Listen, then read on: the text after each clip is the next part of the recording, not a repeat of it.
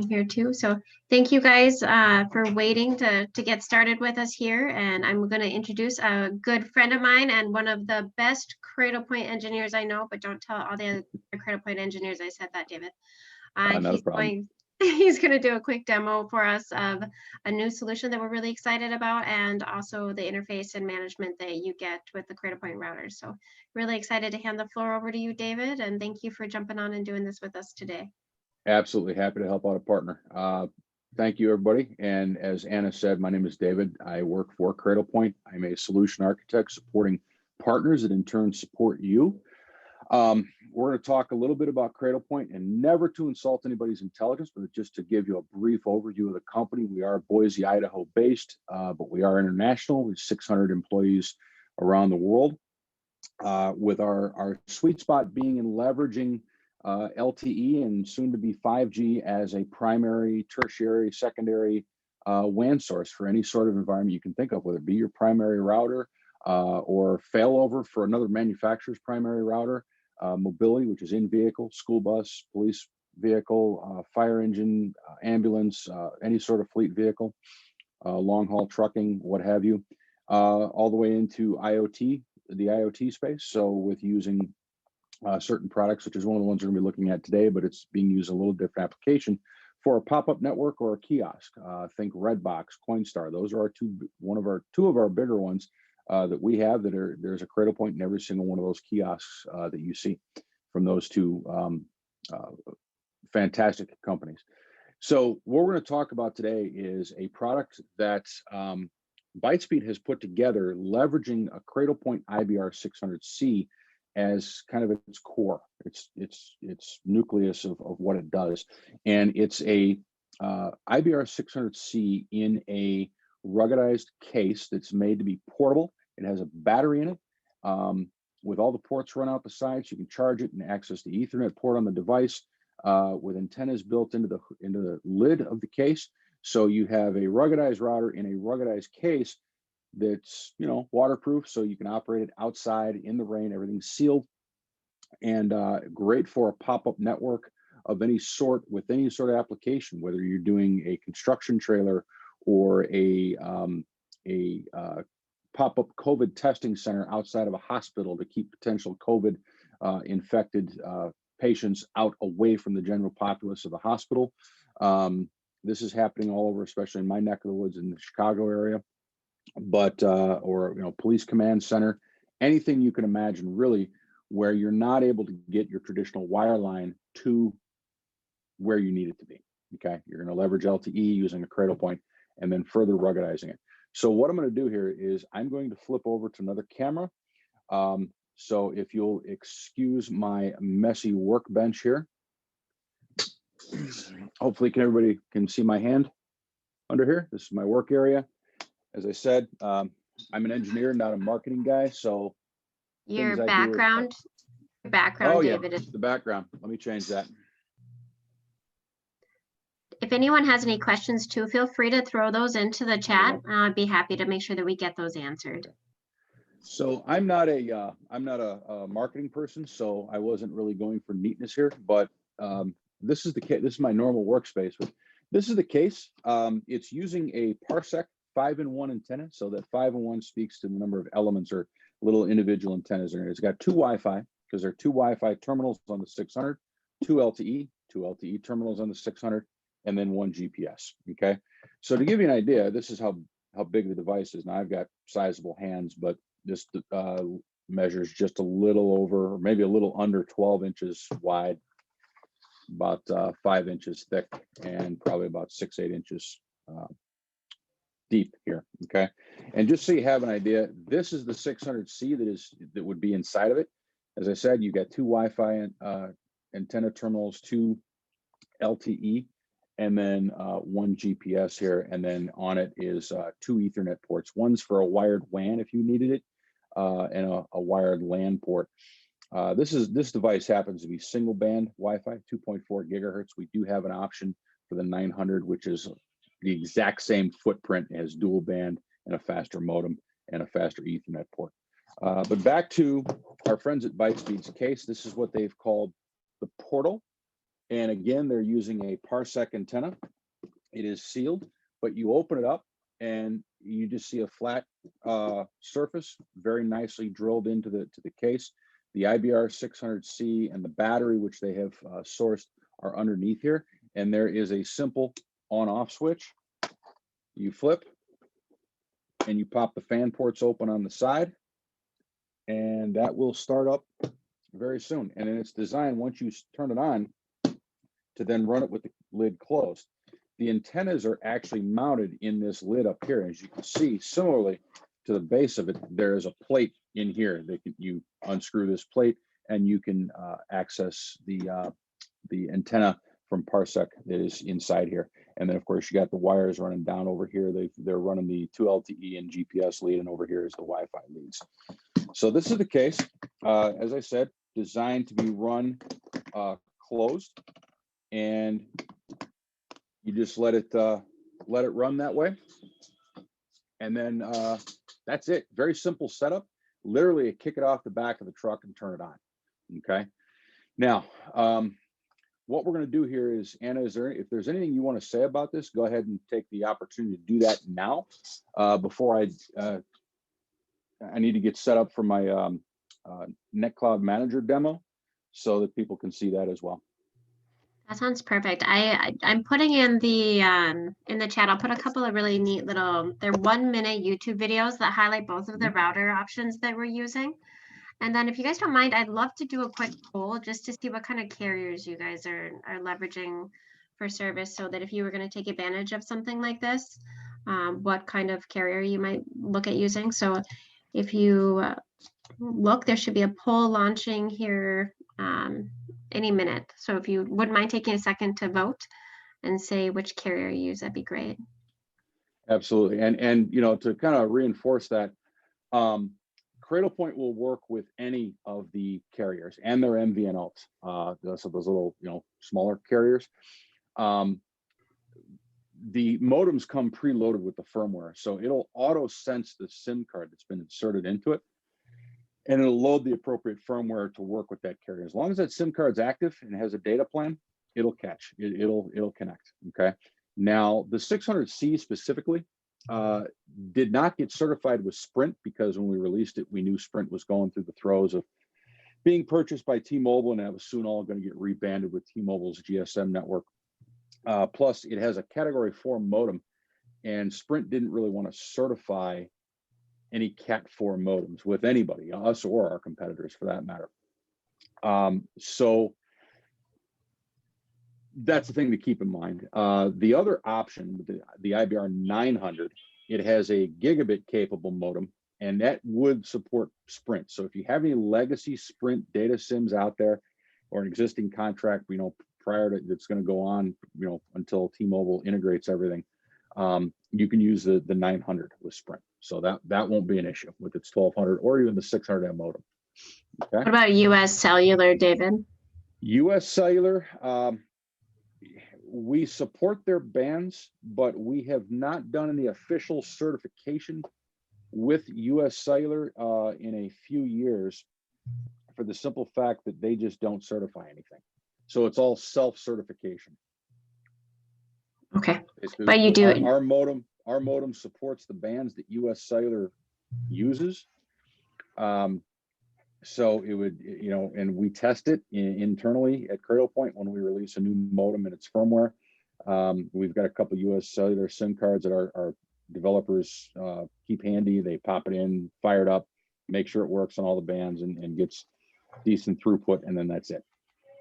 Perfect. But to my understanding, there is something in the works to kind of start going down that process with them. That's very good to go. Are you still working on getting your stuff put together? No, I'm ready to go. I'm ready to go. So I can go ahead and share my screen. One of the questions in here is is in regards, really quick, David, to a hotspot, and I think that's a confusing conversation sometimes for people. Yeah. Just like understanding the difference between this and a hotspot. I think you're going to be showing some really amazing opportunities here. So that would be one of the things that I would just ask if you'd kind of touch on the difference between this and a hotspot. Absolutely. Absolutely. So hotspot being kind of a generic term of something that you would do with your cell phone to use the LTE connection on your cell phone, or one of those, USB little square devices you get from the carriers, and you can put a couple tablets or computers on it. They're relatively unsecure, both physically and software wise and network wise. And their performance is going to be very much below what the Cradlepoint can provide. The Cradlepoint has a service in it called a HotSpot service that is designed for guest networks. Okay. It allows you to route people who wish to join that network and use that Cradlepoint unit to get an internet access, to go to a splash page to confirm that they accept your terms of proper use and what have you. And you can use the local terms acceptance, or you can send it out to a radius server. Okay, that is what we call a hotspot. And of course, you can limit the number of devices and the speeds, upload and download speeds for those users who are coming in as a hotspot user. Okay. What I think the customer, though, in this case is thinking of, does it act like a hotspot? Well, yes, it does. From the standpoint that it's using LTE as its WAN connection. Okay.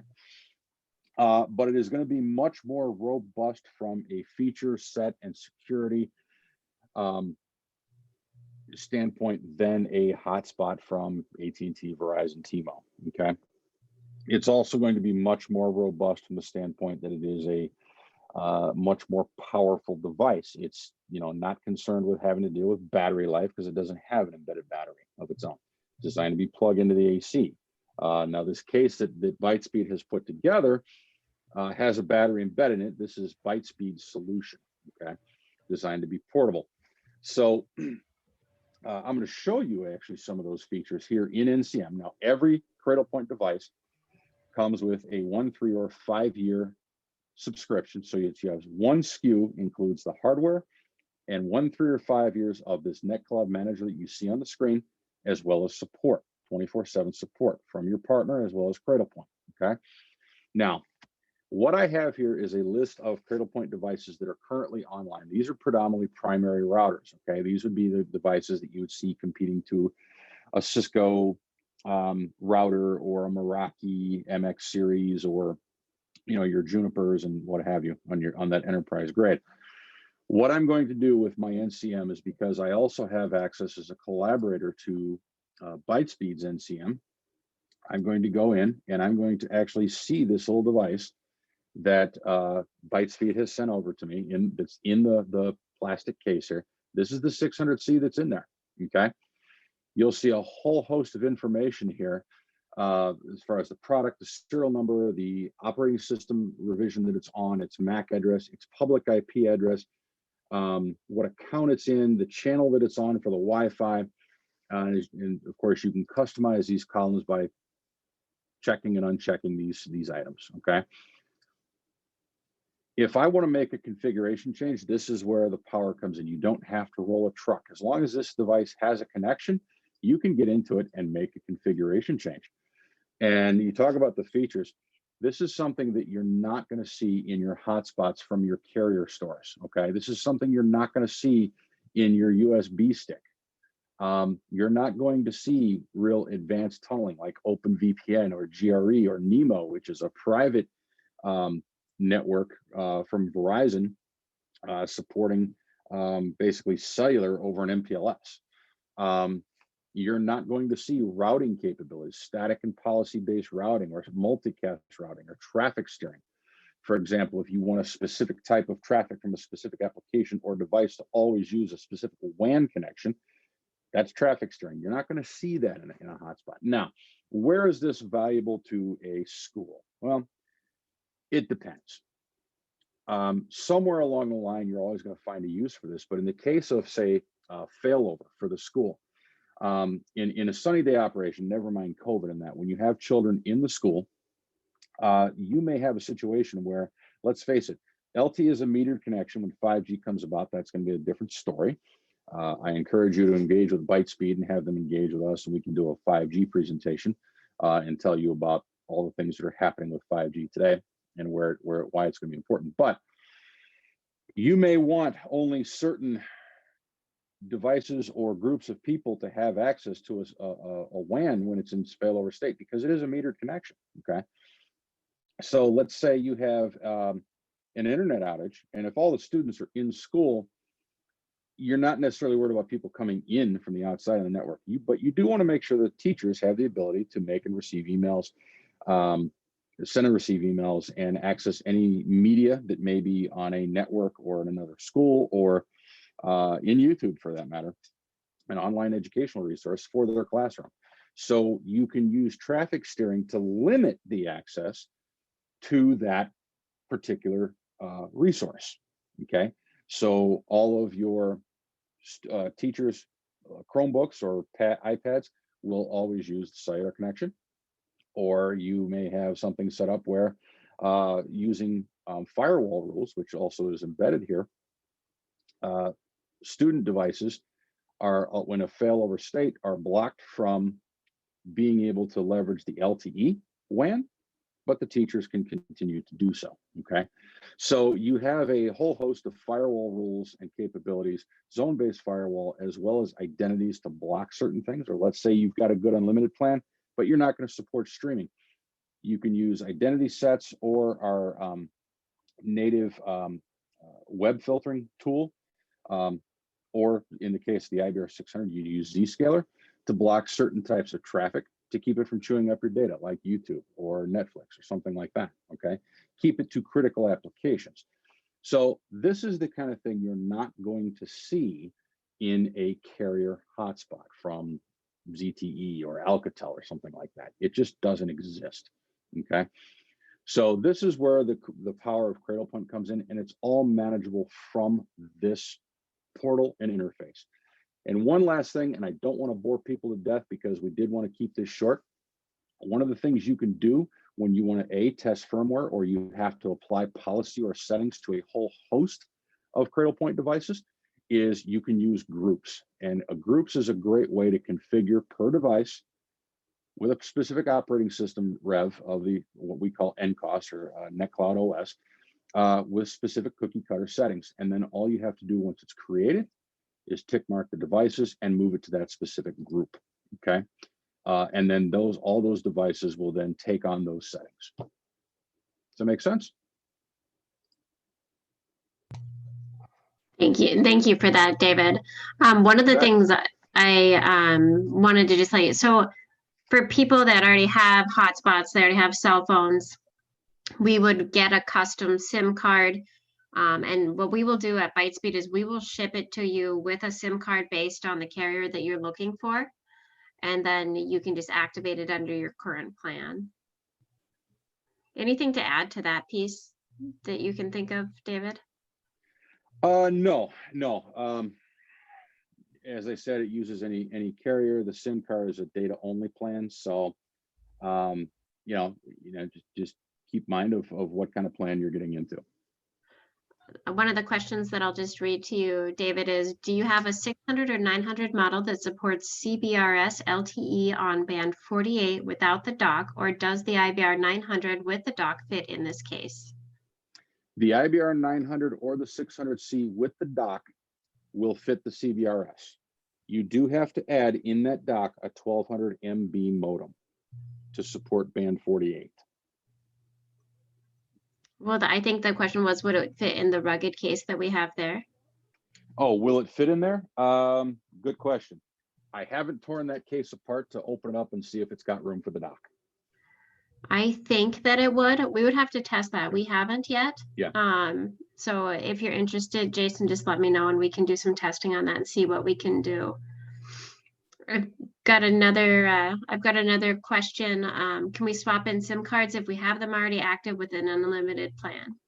Yes, you can. It's very simple to do. There's a door on the one side of the router. You open it up, put the SIM card in that you wish, and turn it back on. Any other questions or anything for David so far?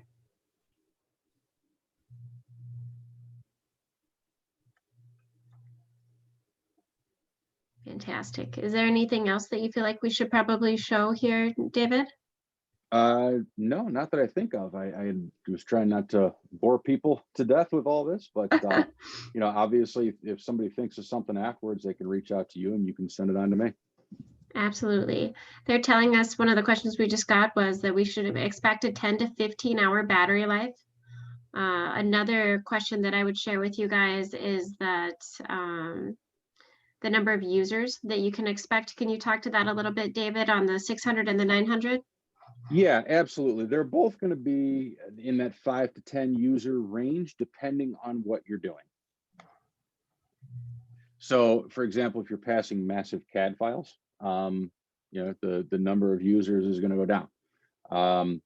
Also, the potential limiting factor can be the speed you're getting and the bandwidth you're getting from the cellular carrier at that time. Okay, as I mentioned before, take the 1200M modem, for example, that's in the 900, or you would put into the expansion dock, is a gigabit over LTE capable modem. Okay.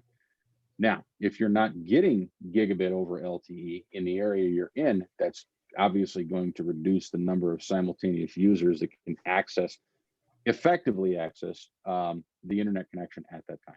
Yes, you could still connect 10 devices to the router, but are they all going to have a very positive experience trying to share a 10 megabit connection from the carrier? No, probably not. The battery it's a quick charging battery, so it'll charge here in an hour or two. Can you, this is actually a very common question, is what is the range of the router? So we've got people taking these into work zones, all over, actually outdoors. So can you talk a little bit about what range is, David, and how to? If you're talking about the Wi-Fi range, the 900 and the 600 both support 2.4 gigahertz. Now the 900 also supports 5 gigahertz, as we know, has a shorter range but greater speed. The 2.4 gigahertz range, assuming line of sight, okay, nothing in the way, you're looking at about 300 feet, okay? The minute you start putting trees and buildings and what the construct of those buildings are, trees are all one construct, but construct of those buildings is it's going to reduce the range by that amount, okay? That's perfect. One of the things that I'll share with you guys too, a lot of people are looking at these, the Cradlepoint routers are really commonly put into the police cars, ambulances, just they have a very common footprint. And so this is a more expensive option than you would have if you were going to actually just install the router itself into the vehicle. However, the benefit that you get is that it is a battery contained unit. So it will work in the vehicle, but you can also take it out of the vehicle if you want to set up your own private network or have connectivity where you wouldn't otherwise. That is correct. If you think about some like cities, you've got structural engineers that have to run around and do inspections on bridge footings and things like that. They may be having to walk a couple hundred yards out to away from their vehicle and not get signal. This is a perfect thing to carry in their vehicle rather than just rely on it being hardwired and stationary in the vehicle. To take the case and go out and fire it up and take their calculations and pictures and whatever else they need to do right there and then send it on. So having that portability is huge. Another question is, how big of a difference will it make if you're getting spotty service with a hotspot? How big of a difference will the antennas make for connectivity with this type of a router?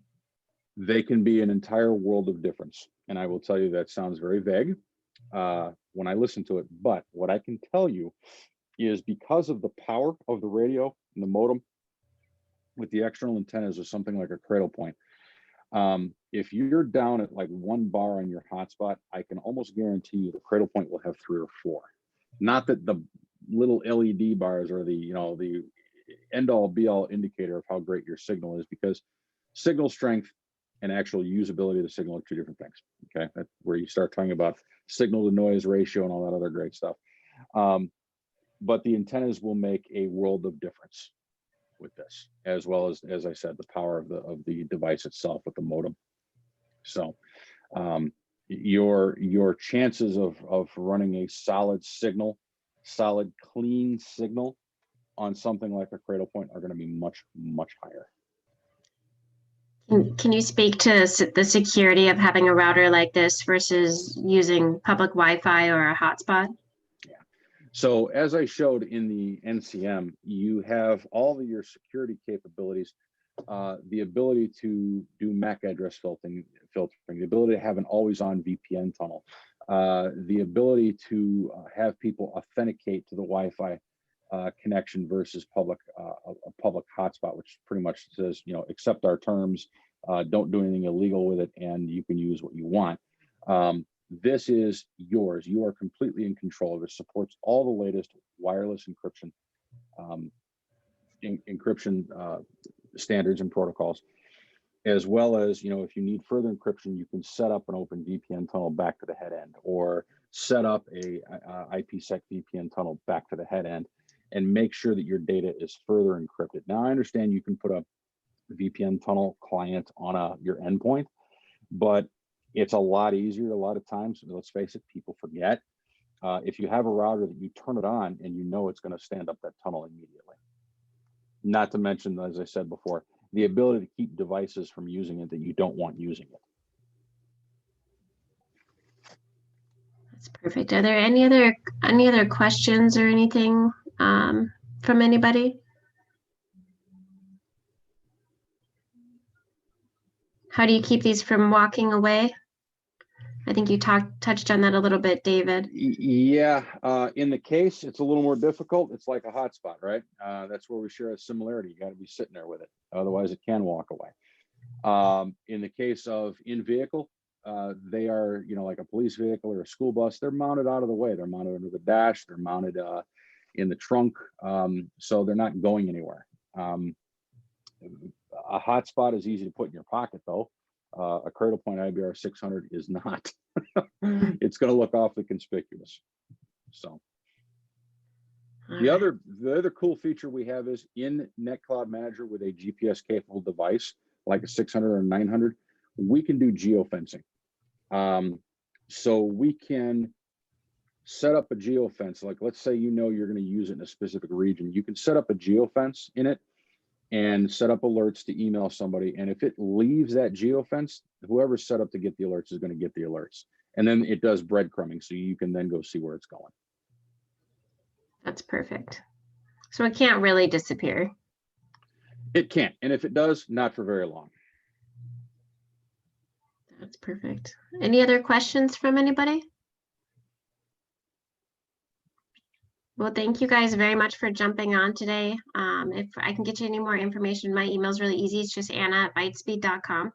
We will send out a copy of this recording to anybody that attended or registered for the webinar. So you will get a copy of this. If you're trying to think back to something and want to go back and refer to it, you're sure welcome to go back and do that. And I would love to hear from you too. So thank you, David. You are awesome as always. And thank you, Anna. Good to be a part of this. Really appreciate it. Anytime. All right. Thank you guys so much. Bye, everybody.